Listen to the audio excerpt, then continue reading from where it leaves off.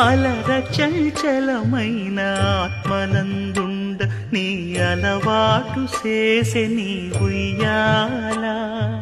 అలర చంచలమైన ఆత్మనందుండ నీ అలవాటు చేసే నీ ఉయ్యాల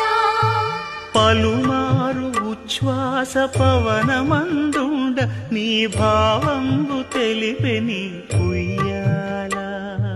పలుమారు ఉచ్ఛ్వాస పవనమందుండ నీ భావంబు తెలిపే